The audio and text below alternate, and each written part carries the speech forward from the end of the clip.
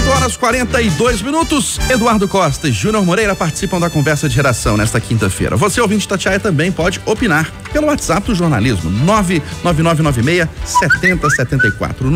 99996-7074. Você manda pra gente a sua opinião numa mensagem de texto e não se esqueça de colocar o seu nome e o bairro de onde você está falando. Supermercados de Belo Horizonte começam a limitar compra de arroz por cliente. O governo zera a tarifa de importação do produto para conter os preços e vai incentivar a população a substituir o arroz pelo macarrão. Eduardo, bom dia para você. Bom dia para todo mundo.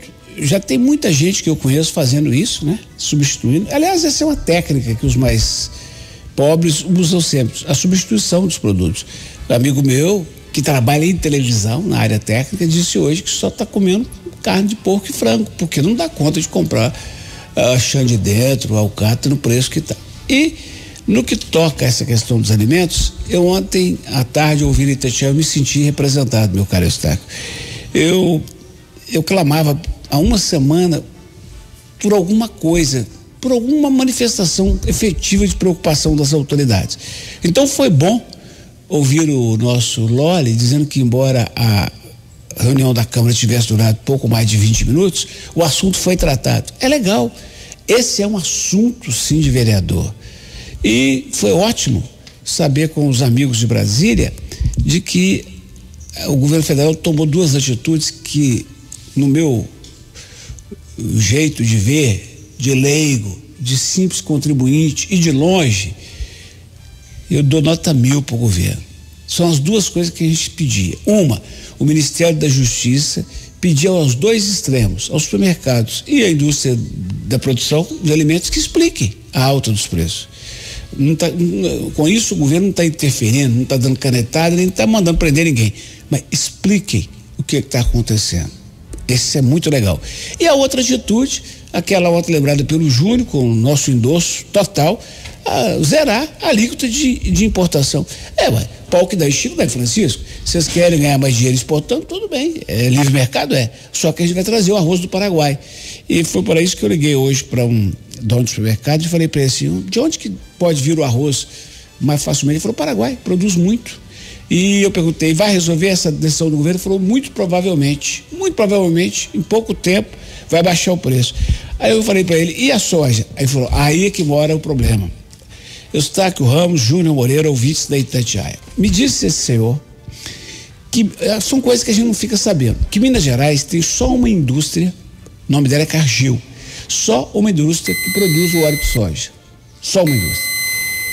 Para o supermercado ou qualquer interessado comprar de outra empresa de fora do estado, tem impostos estabelecidos pelo governo do estado numa atitude até compreensível de proteção da indústria local. Só que ela não dá conta, os caras não podem comprar fora e ela está cobrando preços no mínimo questionáveis. Se não, vejamos, atenção, uma caixa com 20 latas de óleo de soja era entregue ao supermercado em março por R$57. Agora, né? Abril, junho, julho, agosto, menos de 5 meses depois, R$147. Meu caro Eustáquio, não há inflação no Brasil, não há mercado, não há nada capaz de explicar isso. Vamos repetir. Em março, uma caixa com 20 latas, 57. Em setembro, 147. Então, eu sei, já liguei para a Amália Goulart, que é secretária de comunicação do governo de Minas, dizendo a ela que vou tentar uma entrevista hoje, 1 hora, com o presidente da Associação Mineira de Supermercados, para confirmar isso, se ela pode ver se o governo pode fazer alguma coisa para mim. Eu sei que o secretário de Planejamento e Gestão, Otto, nos escuta todo dia, ele está escutando, e a pergunta que eu quero fazer para o governo de Minas é essa: vale a pena taxar produtos de outros estados com impostos extras, ou vale a pena estimular a concorrência a essa empresa chamada Cargill, se de fato os fatos forem esses? Eu acredito que a fonte é boa. Lembrando, Eustáquio, que daqui a pouco, às 10 horas, o governador Zema vai lançar uma série de atitudes para mexer com a economia de Minas. Estou sabendo que, entre essas providências, ele deve anunciar a revogação de 100 normas a revogação de 100 normas que dificultam a chegada de novos investimentos e aberturas de empresas, e que ele estaria disposto a liberar 600 atividades consideradas de baixo risco de burocracias no âmbito do Estado, até mesmo de alvará. Então, senhor governador Zema, que tal, se isso for verdade, anunciar o mais breve possível que quem quiser vir produzir óleo de soja em Minas para competir, para concorrer, que venha, e até lá que o governo vai permitir que os supermercados de Minas comprem o produto sem impostos, sem taxas extras, para que a gente possa continuar cozinhando a comida nossa de todo dia, senhor Eustáquio. Aqui pelo WhatsApp, Júnior Moreira, a Carla do bairro Boa Vista questionando, substituir o arroz porque ele tá caro, o certo é rever os preços. Bom dia mais uma vez. Bom dia mais uma vez para você, para o Eduardo, para os ouvintes do Conversa de Redação. Pena que não é fácil assim, né, Carla? É apenas rever, né? É aquela história que a gente já explicou várias vezes, os produtores preferem exportar. Acho que o Eduardo já contemplou praticamente tudo desse assunto.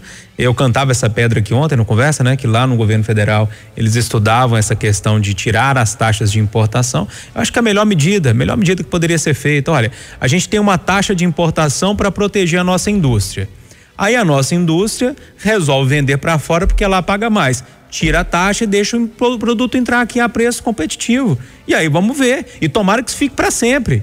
Para aí sim o preço ficar competitivo e o produtor aqui do Brasil ter concorrência para o nosso preço ou o preço do produto cair, né? É simples assim. Tomara que isso fique permanente, né? Não seja só durante um tempo não, porque você dá um monte de subsídio, ajuda, põe taxa para não entrar o produto aqui e na hora que eles veem uma oportunidade de vender para fora, vão vender e jogam um preço aqui lá em cima, né? Então, já que é livre o mercado, vamos todo mundo pro jogo. Se é livre e todo mundo deixa todo mundo jogar e vamos ver o que vai dar. Eu tenho certeza que assim o consumidor vai ganhar e vai ganhar muito. Agora, essa história da alimentação de venda me assusta, sabe, Eustáquio? Porque a gente pensa na seguinte oferta e procura, né? Tem pouca oferta do mercado de alguns produtos e tem todo mundo querendo comprar, que são produtos básicos que geralmente você compra todo mês. Aí esse produto não tem, vai gerar, tomara que não, mas vai gerar quem tem dinheiro comprar e estocar. Se compra e estoca, o preço vai subir mais ainda. Então, muita calma nessa hora, turma. O governo federal está tentando resolver o problema com a retirada da taxa. Esse produto deve chegar, não vai ser da noite para o dia que o preço vai cair, isso demora mês, 2 meses, pelo menos para isso acontecer, mas está num caminho. Então não precisa estocar fardo de arroz na sua casa, nem caixa de óleo não, você vai só contribuir para que o preço aumente nos próximos dias. E aqui pelo WhatsApp também, o Anselmo do bairro Planalto está com uma preocupação com essa questão de substituição, por exemplo, do arroz pelo macarrão. Ele falou assim, aí o preço do macarrão vai lá em cima, porque todo mundo vai procurar. Bom. Aí se o preço do arroz cair, a gente volta pro arroz, é assim que faz. Ô Júnior, e o número de empresas abertas no estado supera em 23% de fechadas durante a pandemia, dados da Junta Comercial do Estado.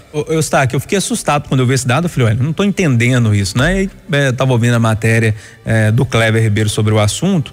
E aí, no meio da matéria, ele colocou um personagem que a gente chama, né? Uma pessoa que está vivendo o assunto da matéria na pele.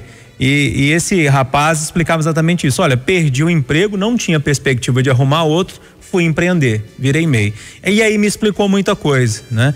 Para mim não tem outra explicação não ser essa. Muitas pessoas perdendo o emprego, elas vão, né? Em busca de empreender, porque não podem ficar parados, precisam colocar comida em casa, ainda mais com arroz desse preço, né? Com óleo desse preço. Enfim, vão tentar empreender. O problema disso tudo, e aí é muito sério esse problema, nós estamos no meio de uma crise. Essa crise deve se agravar, pelo menos pelo que eu entendo de economia e vejo à minha frente, eu vejo que é uma crise que pode se agravar um pouquinho com os reflexos dela aí pra frente.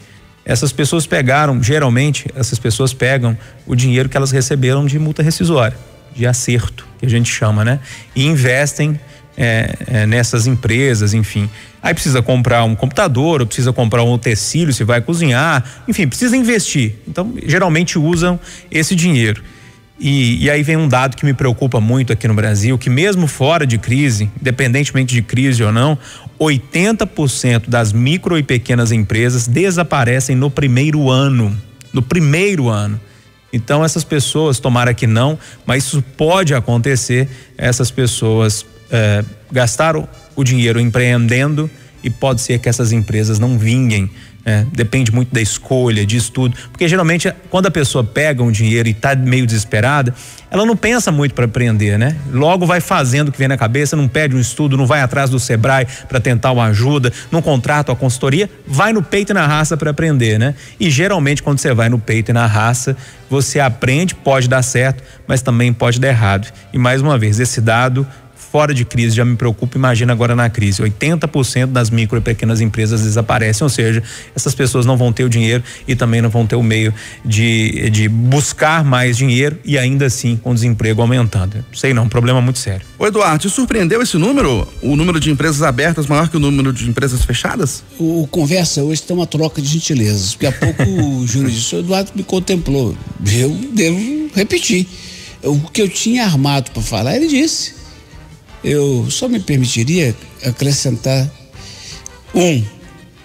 o que eu conheço de gente que aposentou-se, saiu no PDV de grandes empresas, como CEMIG, Petrobras. Nos últimos anos, o sujeito vai, o que eu vou fazer? Eu não posso ficar parado. Aluga uma loja na Savassi, faz um investimento, reforma, abre uma self-service, uma loja de roupa para mulher, não sei o que, tá, e alguns meses depois fecha. Isso eu conheço muito.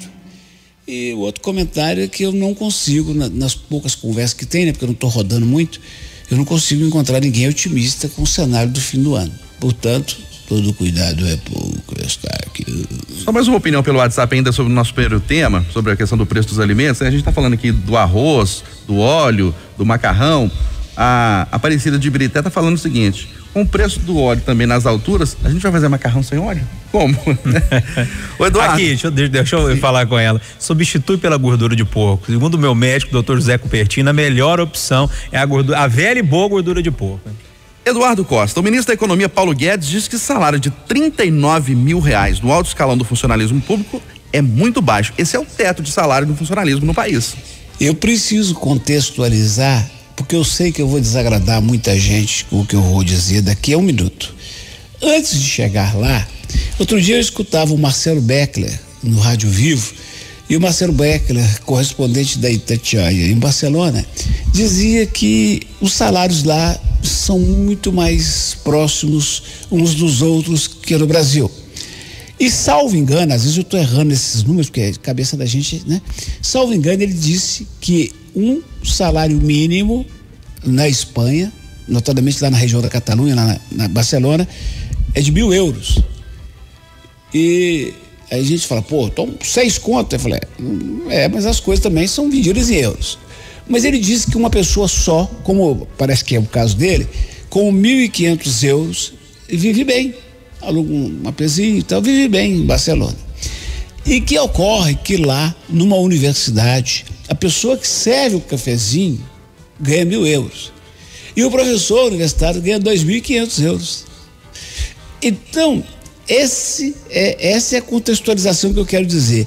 No mundo que eu sonhei, talvez seja assim na Dinamarca, na Suécia, é assim na Espanha, um professor, né, primário ganharia aí, numa hipótese hoje, R$5.000, um jornalista com nível superior, por isso mesmo, numa escala acima, assim como um professor de nível superior ganharia algo em torno aí de R$8.000, e o chefe da redação, o reitor da universidade, o juiz, o promotor, o ministro, o secretário de Estado, alguma coisa entre 10 e 12 contos por mês.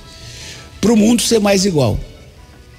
Ponto. O Brasil, além de distribuir mal o que tem, é injusto do ponto de vista salarial e distribuição de renda. Ponto.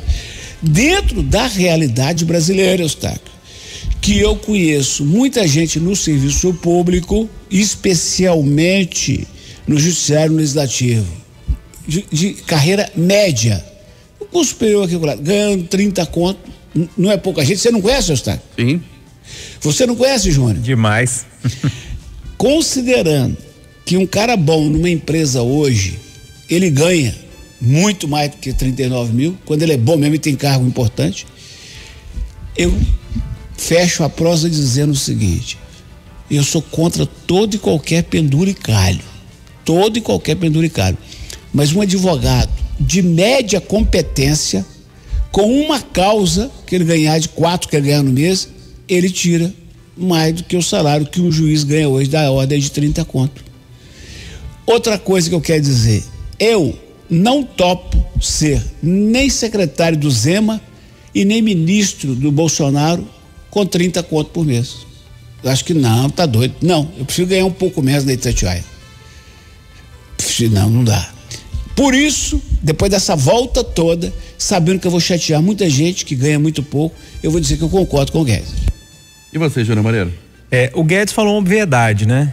Que o topo da carreira, se comparado com a iniciativa privada, é pouco. Pode ser, se você for comparar com a iniciativa privada. Agora, o que temos de penduricalho no judiciário, né? Não é difícil a gente ouvir por aí, inclusive de reportagens aqui na Itatiaia, de juiz, de promotor, ganhando R$100 mil por mês. Só eu que ouvi isso, não. Acho que vocês também já ouviram algumas vezes por aí, né? A gente lembra dos miserê da vida, dessas histórias. Então, o teto do funcionalismo não existe. Primeiro, tem que formar isso pro Guedes. Segundo, ele falou isso num contexto de fala sobre a reforma administrativa. Né? A gente está falando em economizar, em ajeitar a máquina pública, e ele fala que a turma está ganhando pouco, mesmo sabendo dos penduricários. É possível que ele não sabe do que acontece no judiciário brasileiro. É auxílio não sei o quê, é não sei quantos carros, é não sei quantos juízes auxiliares, é não sei quantos assessores, fora toda a questão que cerca a história. Então é pouco em comparação com a iniciativa privada?